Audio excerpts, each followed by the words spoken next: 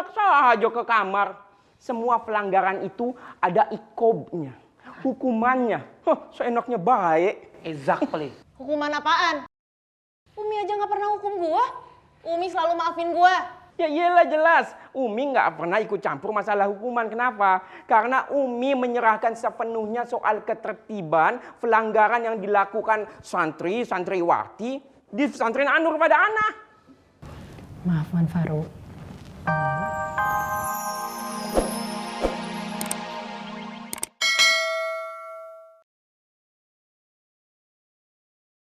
Saya itu semakin kagum sama Bang Faang.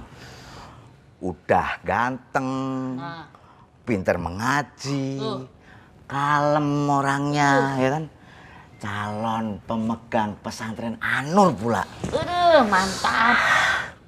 Kalau ilmu kita cukup, kita mau ya bantuin Bang Faang di sini ya, Cil ya. Bener banget, setuju Mon. Kita bisa jadi asistennya Bang Faang. Kalau nanti sudah nikah sama Mbak Fatin, kita ganti julukan gimana nama Bang Faang, Cil? Ganti menjadi Ustadz Faang.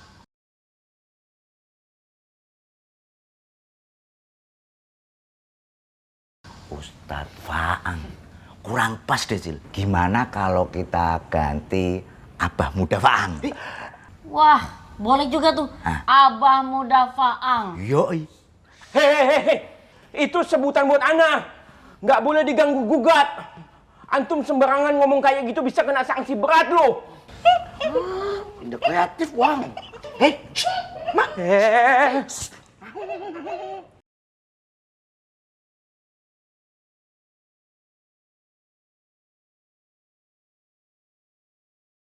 Bang Ihin gak usah takut. Kan Bang Ihin bener. Iya, Mai. Abang nggak takut kok. Cuma abang nggak enak sama bapak ibu kamu. Kenapa gak enak? Mai yakin kok. Bapak sama Ibu Mai pasti bangga Bang Ihin dapat kerjaan. Sebenarnya abang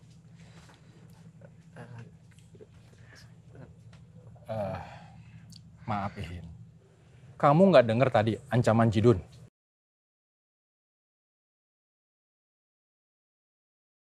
Kalau kamu jadi pengkhianat Rancakalong, kamu bakal dihabisin sama Jidun. Pak, Bang Ihin itu gak hianat. Masa cari duit halal itu dibilang hianat? Emangnya Bang Jidun bisa ngasih kerjaan yang halal sama Bang Ihin? Gak bisa kan, Pak? Maya, Bapak bosan dengar kamu ngomongin halal haram. Kayak nggak ada omongan yang lain aja.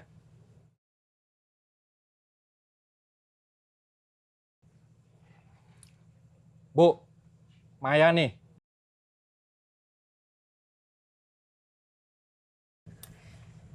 Ibu dengar kok. Bagi ibu itu yang penting cuma satu. Mau halal, mau haram, yang penting uangnya banyak.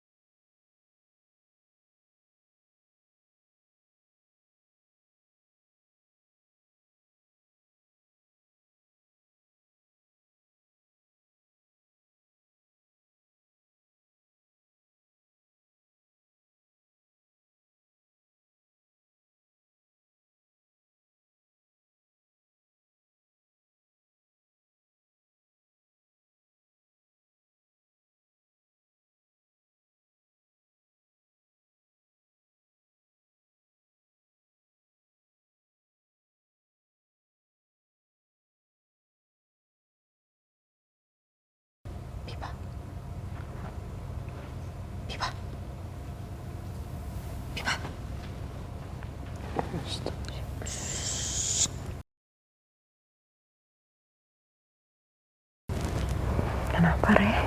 Ikut gua. Ayo.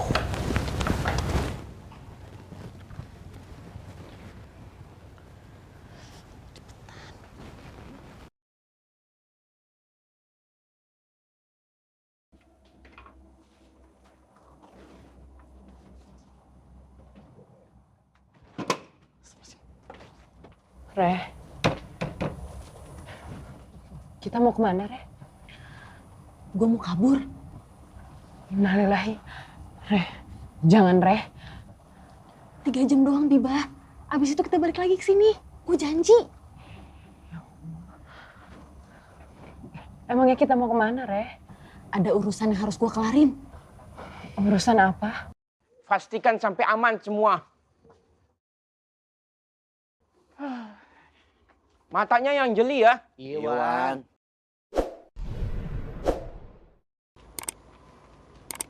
Allah Akbar. Kenapa Wang, Bu?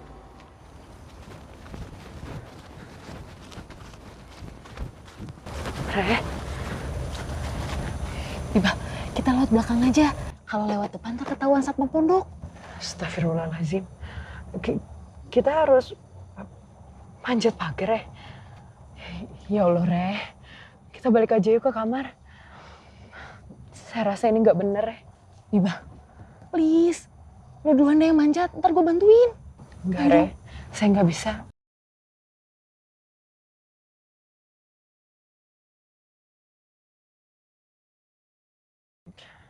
Ayo dong. Hei! Hei!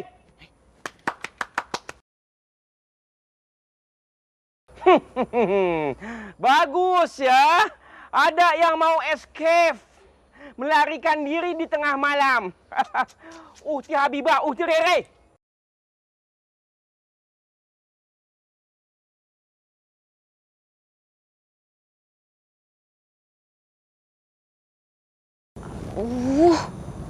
Ketahuan Wan kurap lagi.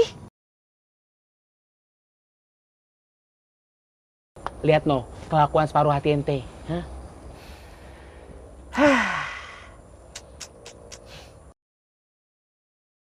Come on.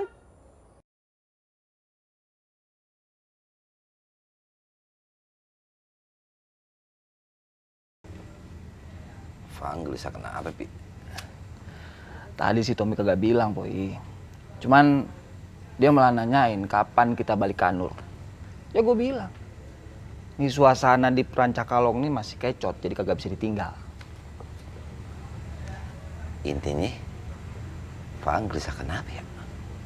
Nah itu dia, Poi. Itu yang gue bingung. Cuman kalau feeling gue sih, Faang ini udah mulai kagak pede jadi menantunya Umi. Karena ya kita tahu sendiri kan, walaupun Umi kagak bilang langsung ke kita, kagak nyampein langsung. Umi tuh kepengen calon suaminya Fatin nanti itu adalah seorang ustadz atau kiai seperti Ustadz Jainal yang bisa mimpin pesantren Anur. Tumben lo mikirnya bener. Ya, Iya juga ya. Yang berat sih jadi Faang. Di satu sisi beban dia untuk ya, jadi mantu pesantren besar seperti Anur. Untuk kiai lah. Tapi gue juga yakin ada satu hal yang menggelayuti pikiran Faang.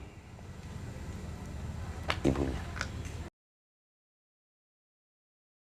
Ya karena kan gue juga pernah nikah, pernah lamaran. Anak laki-laki apa sih yang nggak dipikirin di kepalanya kecuali ibunya. Berat.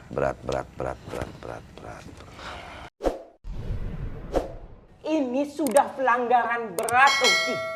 Uhti berusaha melarikan diri dari pesantren. Itu kalau diibaratkan sama dengan pencuri. Gua nggak nyolong. Nyolong waktu. Waktu terbaik yang harusnya digunakan untuk istirahat di pondok supaya mudah untuk bangun tahajud. Uhti malah gunakan untuk kabur dari pesantren. Itu sama saja dengan pencuri kan? Ya elah, bisa aja lu kurap. Furak. Faruk, tolong dong hargain Ana. Kalau digenjing furak, Faruk, Ana masih bisa tolerir deh. Kalau di sini pesantren Ana senior, panggil Ana dengan sebutan Wan Faruk. Ingat, Uhti itu junior Ana loh. Sembarangan itu mulut. Biba, ke kamar yuk. Enak saja ke kamar. Semua pelanggaran itu ada ikobnya, hukumannya. Seenaknya baik. Exactly. Hukuman apaan? Umi aja nggak pernah hukum gua. Umi selalu maafin gua.